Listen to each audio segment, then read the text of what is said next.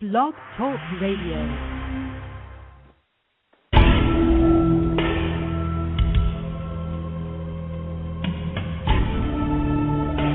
You are now listening to True Murder, the most shocking killers in true crime history, and the authors that have written about them. Gacy, Bundy, Dahmer, The Night Stalker, BTK. Every week, another fascinating author talking about the most shocking and infamous killers in true crime history. True Murder, with your host, journalist and author, Dan Zupansky.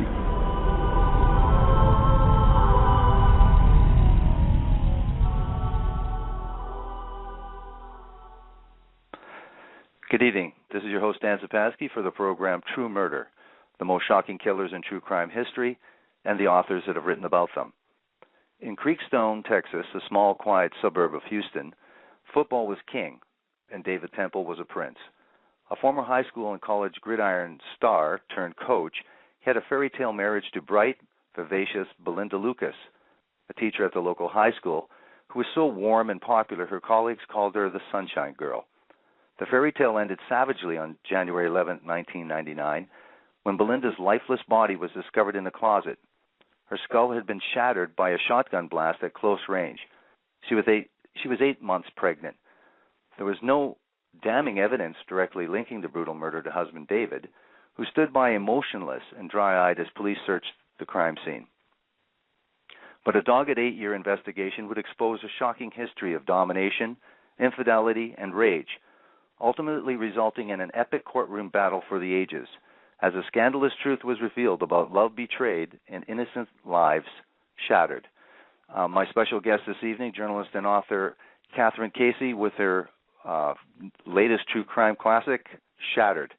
Thank you very much for agreeing to this interview, and welcome back to the program, Katherine Casey. Thank you, Dan. Thank you for inviting me. Thank you very much. First off, it's my favorite question. I always ask it. What in particular brought you to this case? How did you come to want to write about this particular case? I live in Houston, Texas, and this happened right outside, right west of the city, and it made major headlines down here. This was a very big case. Belinda was, as you said, a beloved teacher, and she was 8 months pregnant. And David was this Lone Star football hero, both in high school and college, and it just seemed like such an improbable end to what was a fairy tale marriage. Right. Well, now let's go back and introduce the characters in this incredible story here. First off with David Temple, the football star, and we're talking about Creekstone, Texas, a suburb of Houston. And maybe you can tell us how important football is in this community of Creekstone at this high school, and how big a star David Temple really was. And go back to David Temple and introduce his life growing up and really a little bit about David Temple. David actually grew up in Katy, Texas, which is right next to Creekstone. And Katy is like Friday Night Lights gone mad. It's right. The kind of place where they closed up the stores on Friday nights so that everybody could go to the football game. Uh-huh. Football is king. It rules. And David Temple was the football player that turned the Katy High School team around. They had a remarkable year the year that he was there. They almost won it all, and he was a big reason for that. He then went off to college and had a remarkable career at Stephen F. Austin in Nacogdoches. He was a talented athlete from the time he was young, and because he was treated differently. He had also grown up in a family that was kind of Katy hierarchy. They go way back in the Katy area, and people like them. They were well thought of. They were thought of as very good people, good church-going family, and they had this remarkable son. But David also had this other side. He was incredibly violent on the football field. At one point, they were calling him the Temple of Doom on the field. Right. He once nearly broke another player's back. He also was known to go into rages off the field, and people had to be very careful around him. He had a problem with a high school girlfriend, and she refused to see him again. and the rumor was that he had strangled her pet rabbit. Well, to be fair, though, did he have any run-ins with the law whatsoever? He did at one point. He did. He was arrested for stealing fuzzbusters. Remember those from back in the 80s? No. In the cars. I can't think what the other name is, but they're radar detectors. Oh, right. Okay. Yeah, right. and he was arrested along with another young man, a player on the team, and he ended up actually being. I think he pleaded no contest or something on the charge, and he was suspected in I think around 7 or 8 different instances, different robberies in the Katy area. And the other player at the time said that they were using the fuzzbusters or selling the fuzzbusters to get money for drugs, for steroids, I'm sorry. So, yeah, he did have a run-in with the law. And the people in Katy and the police department knew about David. They had heard the stories about his bad temper. It was rumored that he had once tried to run an elderly couple off the road. I mean, this is a kid that from young on was acting out and showing a violent side, and everybody looked the other way because he could play football. Sure. Now he went to college and had a successful football career, and so now he becomes a high school football coach, and obviously as well as a teacher at Katy High. Is it? Now he was at another school in the A-Leaf School District, which is right next door. Right. He was in the middle school there. Okay, so he had a successful career as a teacher, at least till this incident anyway? He did. He was pretty well liked, actually. He was a pretty good coach. He came down a little tough on the kids sometimes, and he'd had to be pulled to the side and told to, ease off. They were just junior high school kids, just high school kids. And actually it was high school. He was coaching high school but teaching in the middle school at the 9th grade center. So he was a little bit on edge at times, but he was fairly well liked actually when it got to that point. Now you talk about the parents of David Temple, and if I'm not correct, Ken and Maureen Temple, is it? And now he also has some siblings, and maybe you can tell us, because they're very important to this story as well.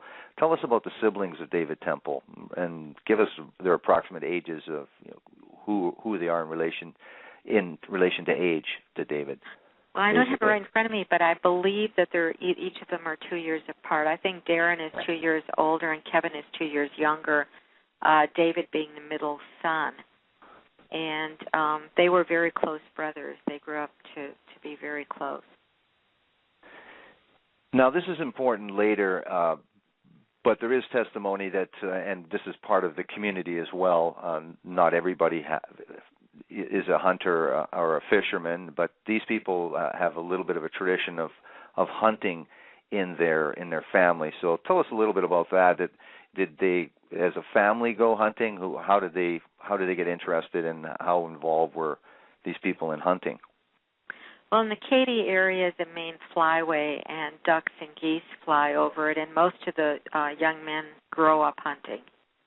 And David did, along with his 2 brothers. As a matter of fact, their house was adjacent to a rice field, which, of course, kind of lures in birds. So It was a great place to go out even after school during the season and shoot.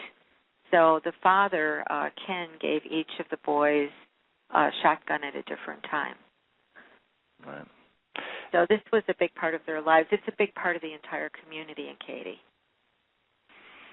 Okay, so now he's a successful teacher, he's a successful coach, he's been a star football player, and as you've talked about, he's privileged and arrogant and has a violent streak and has gotten away with things for years. Now he meets a woman named Belinda Lucas. When does he meet Belinda, and what are the circumstances when they do meet, and where did they meet? And tell us about Belinda and her life and her parents. Well, Belinda grew up in Nacogdoches, Texas, which is about 3 or 4 hours north of Houston. And David did not get into one of the big-name schools. He was quite disappointed about that, and he ended up at Stephen F. Austin in Nacogdoches. And he was a big man on campus. The year that Belinda met him, his picture was up all over the city. He was on the cover of the football team's program. So there were actually posters in a lot of the stores. Belinda grew up in this small town, well, not small town, small city, and she was the fifth child of Tom and Carol Lucas. She was a twin. She has a twin sister named Brenda. And Belinda was just a really special human being from the very beginning. She was just one of those people that just kind of glowed, and she loved people. She was very athletic. She was always busy. She could laugh and make everything go away. She loved children. One of her brothers is deaf, and Belinda was the only one in the family that learned sign language in order to be able to talk with them using sign language. She had a really good heart, and she really loved family, and she grew up wanting a really good family. The problem was that within her nuclear family, there was quite a bit of tension, and it wasn't that, it wasn't like a Currier and Ives, Christmas. Things were always a little strained at the Lucas house, and it became more so as she got older, and it ended up that she moved out during college because of rules that her father was putting down. So she was a little bit estranged from her family, not completely, but a little bit. And when she met David, David kind of took over her life, and she was pretty much absorbed into the Temple family. Now, she didn't recognize any of this violent streak when she first met him. She was caught up with his charm and his good looks and his importance in the community. Obviously, she was charmed enough for these people to date. And tell us about the meeting and tell us what she first thought, her first impressions of David were when she talked to her girlfriends about meeting him and her relationship. Well, this was a pretty heady thing to have the star of the football team as your boyfriend or interested in you in the beginning. Sure. And he was actually dating someone else at the time who he dropped immediately when he started to see Belinda.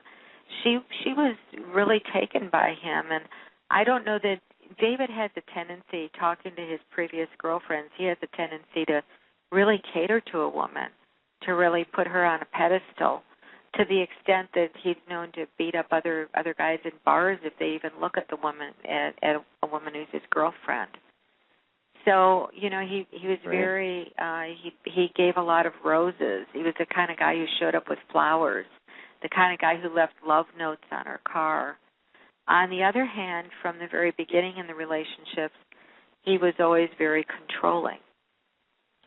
It was always, you come to my family's house for Christmas. You come with me when I want to go out. If I tell you I'm coming over, I'm coming over. There was very little. He tended to segregate the women, all of his girlfriends, and he did the same thing with Belinda. Pretty soon he had segregated her from her family. Yeah, you do give an example too, when Brenda wanted to come down and at a Christmas. I'm jumping ahead a little bit, but it showed the domination where he canceled those plans that were for Christmas and said, "Listen, she had to tell her sister, that the plans had changed, and the idea that the family, that she wouldn't see her own family at Christmas and instead they would spend with his family was." Really good, clear example of that kind of domination. That's pretty good evidence of it, for sure. Well, Belinda told many people that David just didn't want her to see her family at all. He called them terrible names and belittled them, and said that he didn't want, after they did get married and they had a child, that he didn't want their son around Belinda's family at all. So he really did. He made I don't know if it was a conscious effort, I think it was, but it's certainly a concerted effort to cut her off from her support system, and that included her sister and brothers and her parents. Now, the event that we talk about is in 1999, but when did they get married? When did they meet, and when did they get married, Belinda and David? Well, they'd been married about 7 years when she died, so they must have been married about 92. Okay. And they had met in, they got married early in 92, and I think they began dating about a year earlier. So they were married for about 7 years. They had a 3-year-old at the time. And his name is Aaron or Evan? Evan. Evan, okay. The little girl she was carrying was to be named Aaron. Right. Now, in a conversation she had with her girlfriend, I guess the marriage, obviously we'll get to that, but the marriage had changed. So was she very aware of changes with David and was there dissatisfaction in the relationship? How did the relationship, her marriage, fare? You said it was domination and separation, but was there violence? What would you characterize the marriage like, and when did it really deteriorate, or when did it change? I think it actually happened gradually, Dan. I mean, this marriage had the fairy tale beginning. He proposed to her on the football field, dropped down on his knees in front of all of their friends, and he was this chivalrous guy. And then within a year, they're living in a rental house in a small town outside Nacogdoches, and she's starting to say that he's never home. And she tells a friend, "I wonder if he's going out on me. I wonder if he's seeing other women." But then immediately she would change her mind and go, "Well, no, David wouldn't do that to me. I know David wouldn't do that to me." Belinda really wanted the family. She really wanted the whole Norman Rockwell family. She didn't have that growing up. Her family wasn't that close. It was important to her. And she was willing to overlook a lot, and a lot of times she was willing to talk herself out of things. But David, it appears, had a wandering eye from, at some point in the marriage that developed as they went along. Now, the thing is, they have a 3-year-old, and they have a daughter on the way. So he has a son. They have a son. There's a daughter on the way. Tell us about the preparation for the child. And it seems like if she didn't think that he was stepping out on her, she was definitely now telling her girlfriends that she was disappointed. She had to hire somebody to put up some shelving in the nursery. He didn't seem to be so interested, and I think, understandably, that would be a big fear if you're 8 months pregnant and somebody looks like they're not so interested. So tell us a little bit about that. Well, she didn't. It had actually started this summer before. They had gone about 6 weeks where they didn't talk at all. And Belinda was telling her friends that she didn't believe that he loved her anymore. And then suddenly they got back together and she was pregnant. And she at first acted like everything was wonderful. But then she started talking about David really not wanting a baby girl and him not being excited. And as you said, he didn't help prepare the nursery. She would show up at Katy High School to go to work and talk about how she had to paint the room all by herself and how she'd had to put the crib together by herself. And as you said, she had this idea for a shelf she wanted to put up in the baby's room. And it was one of those things that was really important to her. You know how sometimes things take on added meaning to people. And she really wanted his help with this. And he never did do it. He never got that shelf up. Now let's introduce another one of the main characters in this incredible story, Heather Scott. And who is she? Where did she come from? She was new to this area, and tell us a little bit about Heather Scott, her background. Who was she? She grew up in a little town outside College Station. She had a lot in common with Belinda. They're both very pretty. She was a cheerleader like Belinda was. She dated a football player. They were both teachers, and they were both twins. They both had twin sisters. Right. And they were both very bright. And she had gone to College Station, to Texas A&M, and she had a teaching degree. And she followed a friend and moved to Houston and started teaching in the Katy School District in the fall of 1998. And actually, I think it was a little bit before that she moved in, but she was at David's school teaching English in the fall of 1998. And before long, they started showing up places together. She wasn't the type of person that had a lot of boyfriends, that was out all the time. Her roommate said that they actually kept to themselves for quite a while after Heather moved to Houston. But, she was well-liked and very pretty, and David noticed her. Now, there's another important character, just to go backwards just a step, and another person, a friend and a co-teacher as well, mutual friends of Heather and David, is a man named Quentin, and Quentin Harmon, I think. But anyway, Quentin also was flirtatious with Heather, was flirting with Heather, and David and Quentin had spoken about Heather and their own relationships. Maybe tell us a little bit about Quentin, because he's an interesting character in this story as well. Well, Quentin was married to Tammy, and they had daughters. They had 3 daughters. And he was taken with Heather. It was kind of a flirtation.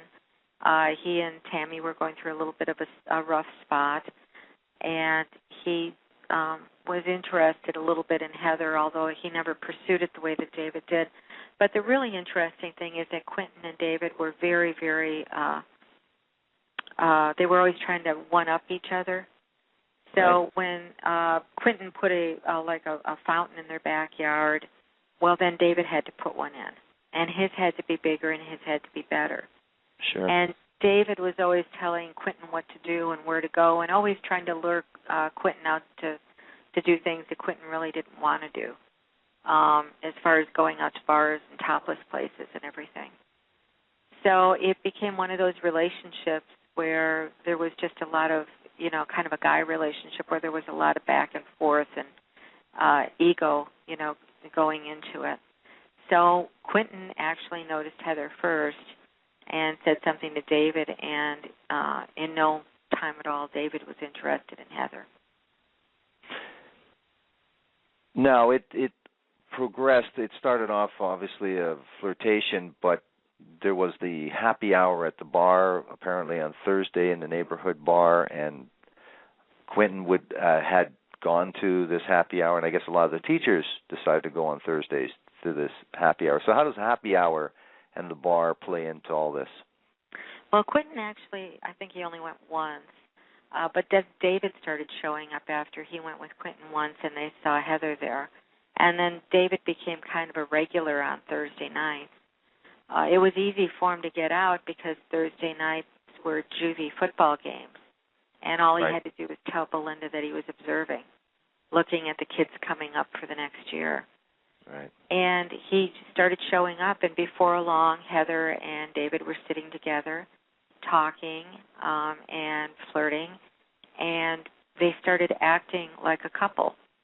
People started noticing them together, and then Heather's roommate started coming home and finding David's truck out in the driveway in front of the house, and Heather's purse in the living room, and they were upstairs in the bedroom.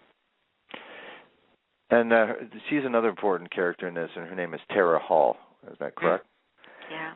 Now, this is another part, a very bizarre part of this story. As we proceed here, is that what does, Christmas happens, and some interesting developments there. I think to illustrate his character, you talk of the Christmas present situation at Christmas. Maybe you can tell us a little bit about that, and then when and how he broke the news that he was not going to be spending New Year's Eve with his wife despite being more than 8 months pregnant. Tell us a little bit about Christmas and New Year's. Well, we know about Christmas and New Year's because Brenda, Belinda's twin, came right after Christmas and stayed there, and she saw a lot of tension between the two of them. And she even heard Belinda say to David at one point, "You really don't want this baby girl." So there was a lot going on right then. Things had gotten really, really difficult. And that Christmas, he gave Heather a gold necklace for Christmas, and he didn't give Belinda a gift. Wow. And then New Year's Eve rolled around, which was Belinda's birth. Well, it was 2 days before. It was Belinda and Brenda's birthday. Right.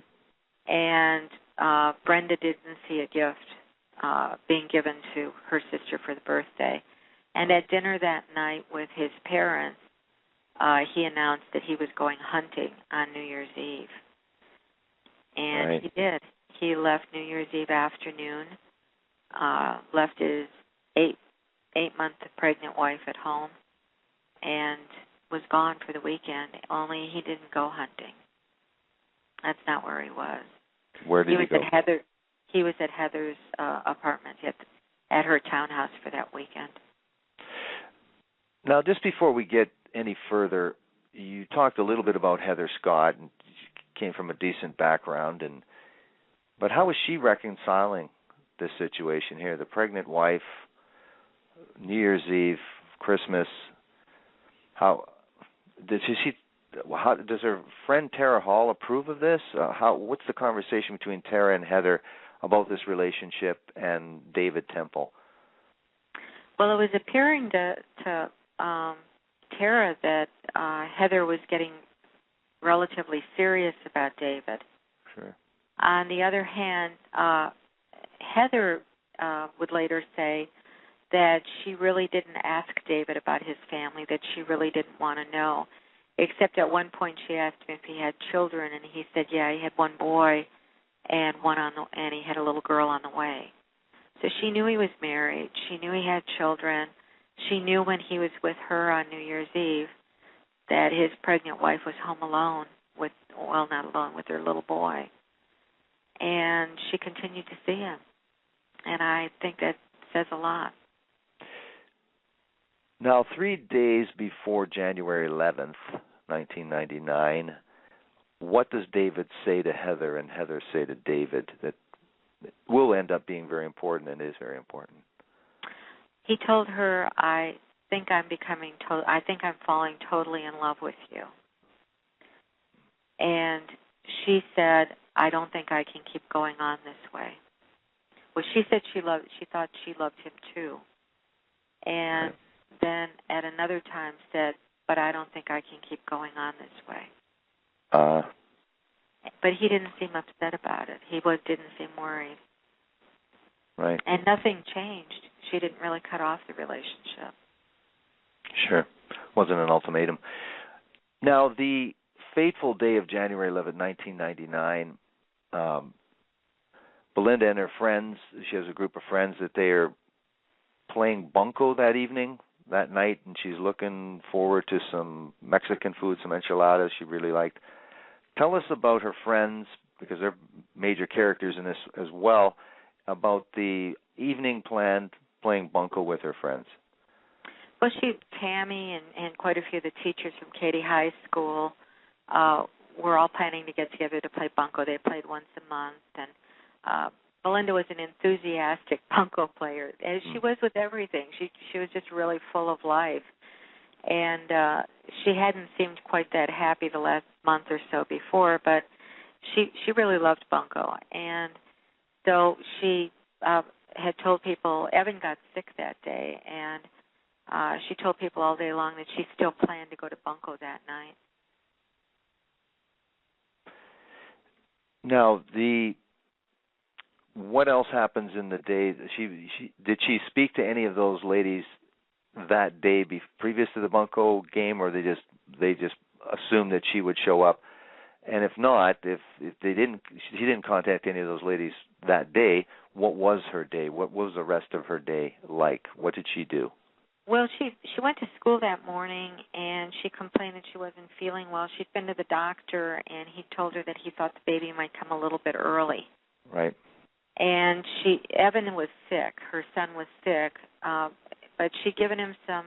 He'd woken up and thrown up in the middle of the night. She'd given him some Tylenol and dropped him off at daycare and said that if he started running a fever or anything to call, and that David would come and get him.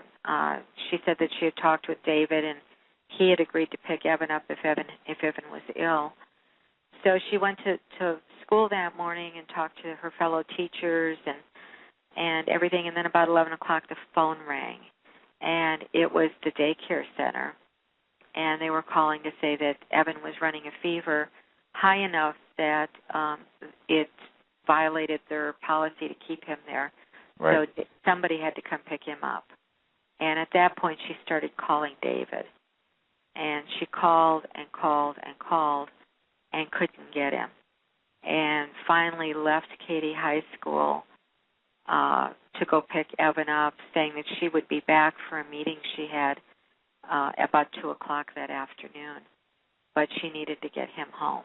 So she went to Tigerland, which is the daycare center, and picked up Evan, who was just like a wet noodle. You know how 3-year-olds are when, I don't know if you have kids, Dan, but when they're sick and they're on medicine and they're running a fever, she picked him up and he slept all the way to the car.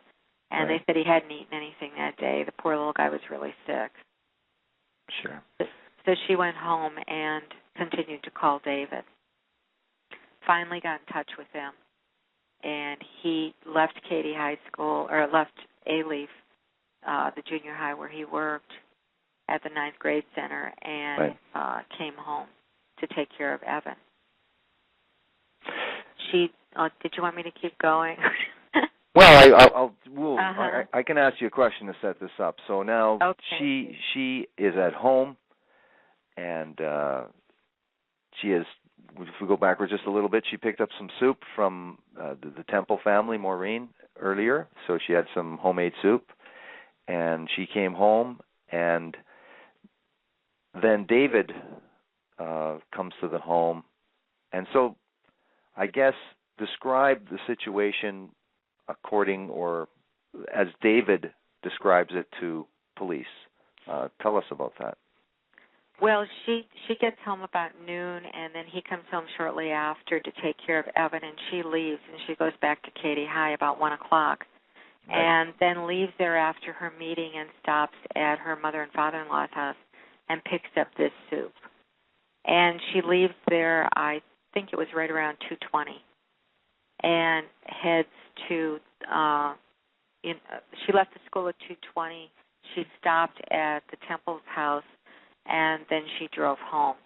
And he later said that she arrived home about 2:45, which would be about right, depending on the, looking at the distances. Right. And he said that she came in the house tired and went upstairs to rest. And he took Evan out. Now, Evan had been ill and had been in bed, and there was a note on the counter about when to give him Tylenol. But David said that he took Evan to the park and then to a grocery store to buy a drink, and then to a Home Depot, and then returned back to the house. And I think it was right around 5 o'clock or so. Right. He came running to a neighbor's house and said that his back door window had been smashed in. And the call to 911 was made about 15 minutes later, 10 minutes later. So he came to the Ruggiero family next door, Mike Ruggiero and his wife's home, and because he knew them, and also left Evan there, the 3-year-old, while he proceeded to run. And as you describe in your book very vividly, Mike Ruggiero runs behind him because David indicates that there's something going on, that the back door's open, there's glass broken. So then what happens? Well, Mike gets to the door, to the gate, going into the backyard, right. And Shaka, the dog, Belinda and David's dog, it's a chow, brown chow, looked like a bear. Right. It was well known in the neighborhood to be very frightening. It was a very aggressive dog. Won't let him in the yard. So he sees David run into the house, and Mike has to hold the gate shut to keep Shaka from attacking him. Right. And he's downstairs when the 911 call is made, when David makes the 911 call. And what did David say to police? He said that he had just gotten in and he found his wife in the bedroom closet, the master bedroom closet, and she was dead, and that there were it looked like she'd been shot in the head, and that there was brain matter everywhere. And they told him at first they tried to talk him into doing CPR. Right. But he kept saying that he couldn't do that, that, there was too much damage, she was dead. Then they tried talking him into doing CPR for the baby. Right. Because there is a period of time, I think it's 15 to 20 minutes or something, where they can still deliver a child because the oxygen is still flowing into the fetus or into the infant. And this is this is 8 months. This baby is able to live outside the womb. It was, nearly full term. But he doesn't do it. And he knows CPR. They ask him if he does know how to do CPR, and he indicates that he does. That he does, yeah, he does, because he's a football coach, from sports and everything. So the police arrive, and they see Mike Ruggiero outside, and they circle around and come to the gate, and they try to get into the yard, and the dog won't let them into the yard either. They're actually at the point where they're pulling their gun, and they're going to come in because what they've heard is that there's somebody in need of help inside, and they don't know what the situation is. Okay. So as far as they know, there's a human life hanging in the balance inside the house. Sure. And they've got this dog that won't let them in. So they pull their gun to go into the backyard, to go in the back door, and at that moment, David walks out and stops them from shooting the dog, locks the dog up in the garage, and they go inside. Now, what do they find? What do they initially find? Because their antennae is up. That's their job. What do they initially find, and where do they find Belinda's body? Well, they walk through the house. Actually, just one of them walks through the house. Sergeant Goslin walks into the house and, walks up the stairs where David had told him to walk, and then walks into the bedroom, the master bedroom, and over to the left. And what he sees is an obviously dead woman, kind of on her side a little bit, enough so that he can see that she's very pregnant, and she's still and not moving and very obviously dead. Right. And he knows, based on the 911 call and everything, that it's been too long.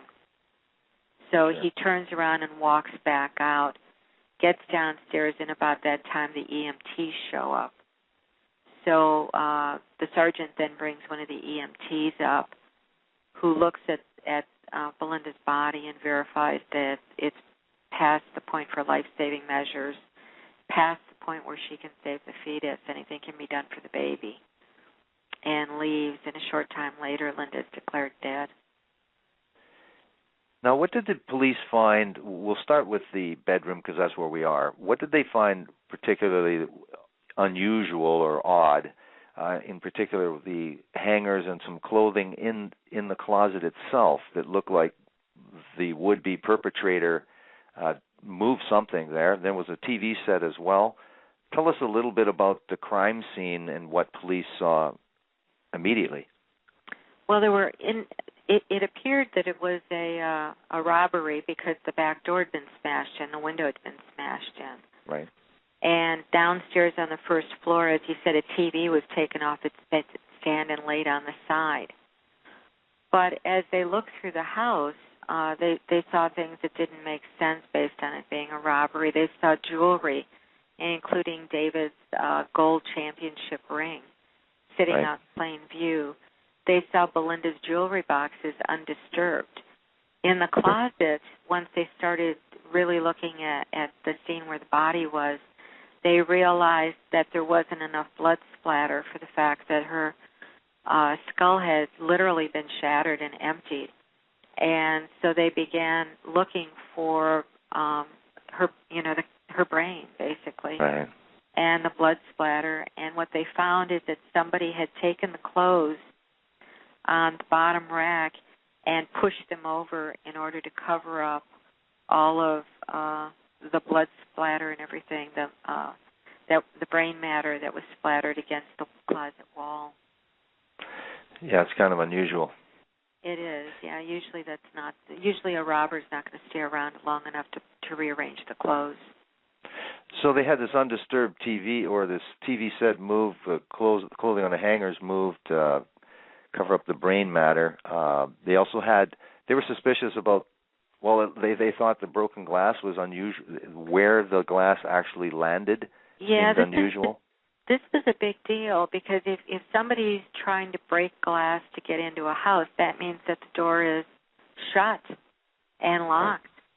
And what they found was, and if you do that, if you shove something through a door, you propel that glass forward. Most of it's going to go forward. Some of it might fly in unusual places, but most of it's going to go forward. Well, what they found was that the majority of the glass, was over to the far left, some of it very far left, in the TV room or in the den. So it appeared that the back door had actually been open already when the glass was broken, which didn't make sense for a robbery, but did for a staged robbery. So that was basically their conclusion at that time, that he was the lead suspect and this was a staged crime scene. And now, do they make an arrest of David Temple, and what is his demeanor? Again, you cite it so many times. What was his demeanor? He was unemotional. Even when his parents came to the scene, he was unemotional. He didn't appear to be grieving at all. He didn't, appear to want to help the police to solve the crime. He was very quiet. They took him down to the police station for questioning, but he didn't give any information. He recited his story about having taken Evan, this sick little boy, to a park and to a grocery store and to a Home Depot, and didn't really at any point appear upset by what had happened. Now, what is important is how his family reacts to the accusation that he had committed murder, and then some of his friends, obviously, and obviously Belinda's friends and family. Let's start off with the different reactions from his arrest immediately. What does the Temple family do, and what is their reaction, and what are other people's reaction, like Belinda's family? The Temple family, the police felt from the beginning that the Temple family circled the wagon. They had been standing up for David for a very long time, and the police felt that they were doing that from the first night of the killing, that they were indignant about being questioned. They were uncooperative. They were not helping with the case at all. On the other hand, at first, the Lucases, Belinda's parents at first they never considered the idea that maybe their son-in-law could have done this. Really? They were devastated by what could have happened, but that didn't dawn on them. But Belinda's older brother, Brian, and her twin sister, Brenda, both immediately believed that David could be involved. Right. Especially, of course, when they found out about Heather, the relationship with Heather. Now, how long did it take for police to actually find out what the truth were regarding his relationship with Heather? How long did it take for police to put that all together? What did they make of that, and how did they proceed legally from there? You talk about not everybody knows this, but sometimes they put something, and maybe you can explain this much better than I can, the grand jury, why they would take evidence to the grand jury, and what is the intention by doing that? Why can't they just go to trial, or why can't they just be charged? Explain that as we proceed with this. Well, a lot of times prosecutors will use a grand jury as a way of testing a case. They'll bring in their evidence and then talk to the grand jurors about whether or not they feel there was enough there. And another thing they do is they have people testify in front of a grand jury, which is sworn testimony, and they have the evidence, they have the testimony recorded. And what it does is it locks in what these people are saying at that particular time. So it kind of puts them on the record. So it's a good investigative tool, actually. And so they had a very good suspicion that David Temple was the killer, that he had killed Belinda in order to get rid of her to be with Heather. Right. And they talked to Heather about that at one point, and she admitted that, yes, he had said that he loved her and everything, but she was standing by David. She said that, she couldn't believe that he would have done that, and she was very much in his corner. But the police had a problem, and that's that the prosecutor didn't think he had enough evidence unless he had the murder weapon. Right. And they could not find the shotgun. It was an unusual shotgun shell. It was double-aught, and it was a reload. And it was not a one that was done like a manufactured reload. So it was done by somebody just at home with a reload machine and with reload equipment. And the prosecutor told them that he needed that shotgun, and they couldn't find it. And they looked and they looked. They dragged, they were dragging the ponds in Katy, Texas. They were going to the parks. They were walking through rice fields. There were massive searches for this weapon, but they couldn't come up with it. And the prosecutor on the case said that he wouldn't take the case without it. Yeah, and they also had actually said they need to put the shotgun in his hands. So it's important. It's important a little bit later when they do not get the shotgun, but they settle for, second best or as close as they can to that. So we'll talk about that just in a bit. Now, so there's no murder weapon. There's not really enough evidence, and they realize too that he can afford, and just from the behavior of the family itself and his importance, and certainly that he's going to get a very good defense lawyer. So when this thing is going to go, you talked about the grand jury. This thing takes a long time before they can ever indict this person. Explain how long it takes. There's one particular homicide detective that this really bothered, and it was his mission to have this case cleared, and also how long it took, and finally, what was the evidence gathered by the Crown Attorney and that she felt was going to be enough evidence to be able to take to the jury and convict this person, David Temple? Well, there was a homicide cop named Mark Schmitt, and this was his first homicide case. It was actually Tracy Shipley's first, too. They were both working this case. And there was a guy named Chuck Leitner, and they were working really hard on this case, but couldn't get anywhere with it. So it languished. And it sat collecting dust on Mark's desk for a very long time. It would turn out to be 8 years before this case ever entered a courtroom. Wow. And every time there was some type of a new forensic discovery, Mark Schmitt would send in the evidence again and try to find it and try to find something, anything that they could use, because they felt certain that David Temple was getting away with murder. Sure. Well, it didn't, it just, as I said, languished, and the family kept pushing, Belinda's family kept pushing to try to get this thing into a courtroom, but they hit a lot of resistance. And then Mark sent in a shirt, and it came back from the FBI lab. It was one of David's, it was David's jacket, like a warm-up jacket. Right. And a pair of tennis shoes. And the FBI lab returned it and said that there was gunshot residue on it. And not only that, but it matched the gunshot residue on Belinda's clothing. And this was this was a development as well, because initially they did the GSR process at that time. Initially, immediately after the murders, there was no GSR evidence that would be able to be used at trial. So this is maybe you can explain just a bit. This is a leap in either technology or the process or further testing, again, initiated by probably Mark Schmitt and the police themselves to say, could you submit to this further testing? Well, it was one of those things where it a lot of times in life it's timing, and they had submitted these clothes early on, but then 9/11 happened. Because remember, we're going back to 99 here. Sure.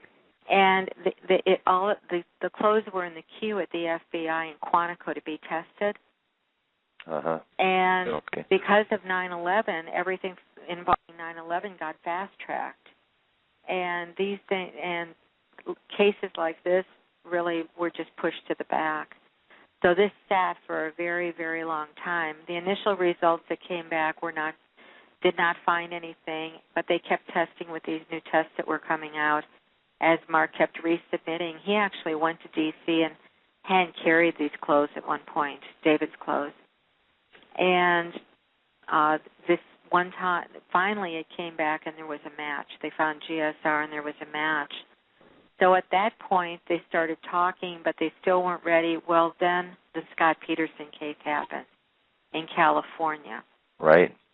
And Tom Lucas, Belinda's dad, who had, never given up the hope that there would be some justice for his daughter's killing, called or emailed, I forget which, the DA's office here in Houston and said, you're either going to pursue this case or I'm going to go and tell everybody in the world, on the World Wide Web that, what's happened here and why aren't you doing anything about it?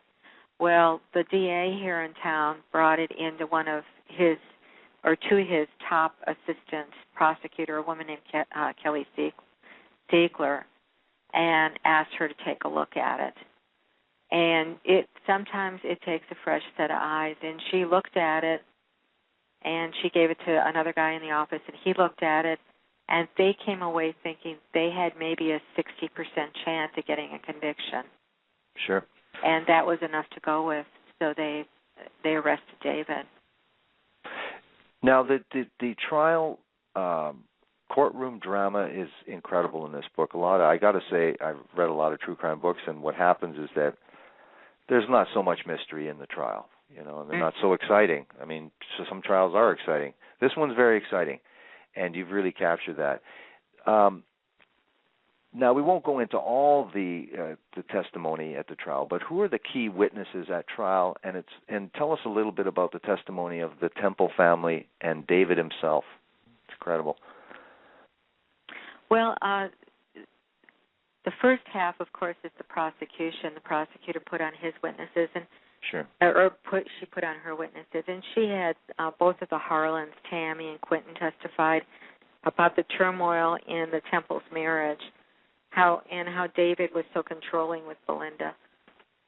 And then Brenda got up and testified about the way there was so much tension in the house that after Christmas through New Year's Eve. And Heather testified for the prosecution. This is an instance, one thing we didn't touch on, Dan, is that as this case languished 2 years after the killing, David had married Heather. That's right, yeah. We forgot about that one. That's a big one, yeah. Yeah, it's a big one. And they were living together raising Evan, David's son, and both of them still teaching. So, and in this instance, because they weren't married when this all happened, she could be forced to testify. They weren't husband and wife at the time. Right. So she was put on the stand, and she was a very hostile witness. It was very tense in that courtroom the whole time she was on the stand. But this was really an amazing case.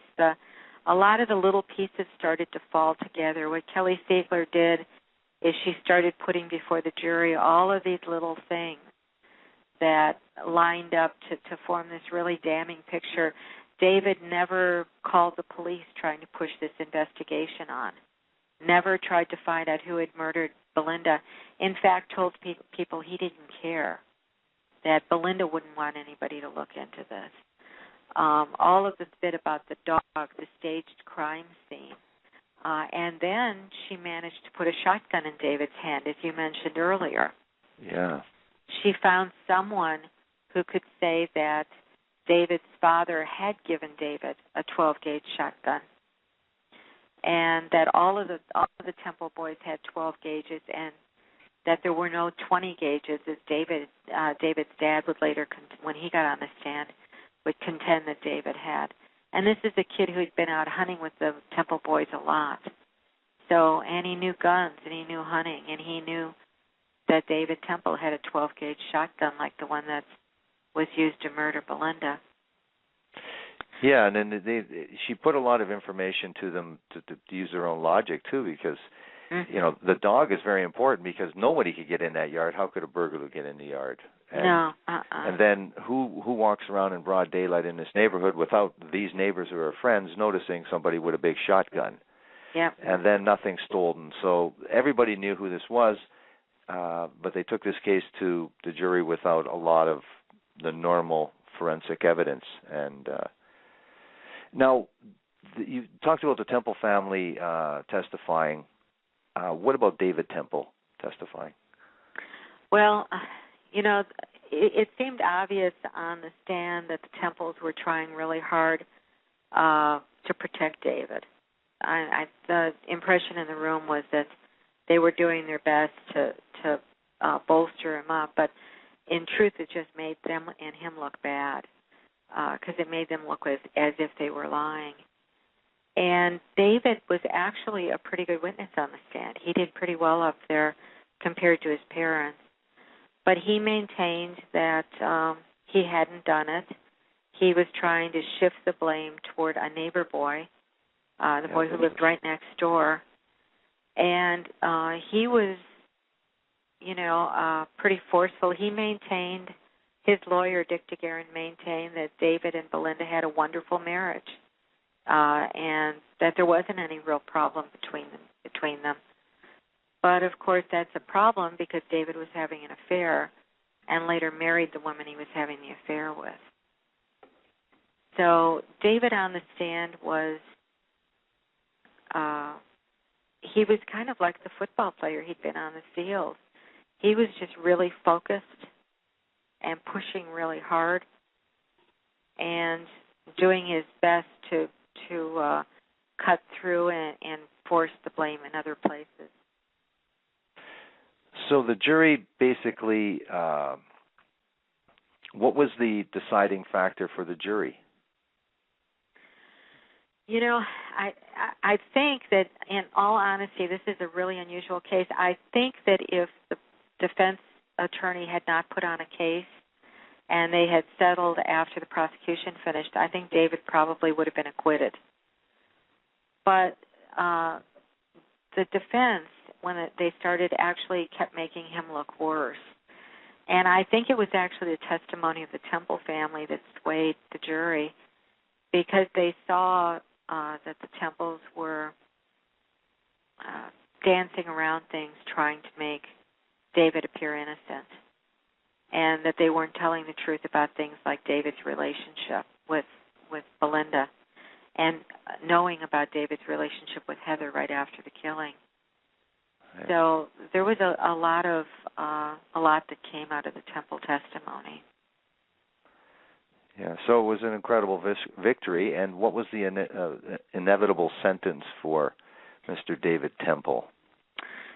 55 years. So it's an actual life sentence?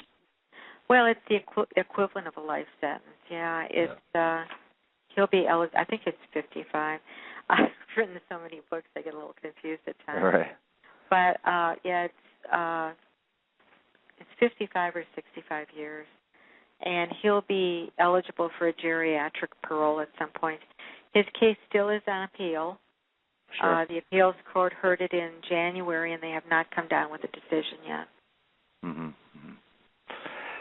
Yeah, it's a very interesting case indeed, and very interesting book. And I want to thank you very much for this very informative interview about your incredible book, new book called Shattered. And I'm sure the audience appreciated our interview. It was great. Thank you very much, Katherine. Well, thank you, Dan. You've been listening to the program True Murder with my special guest, Katherine Casey, with her book, Shattered. And this is True Murder, the most shocking killers in true crime history, and the authors that have written about it. Have a good evening. Thank you very much, Katherine. Good night.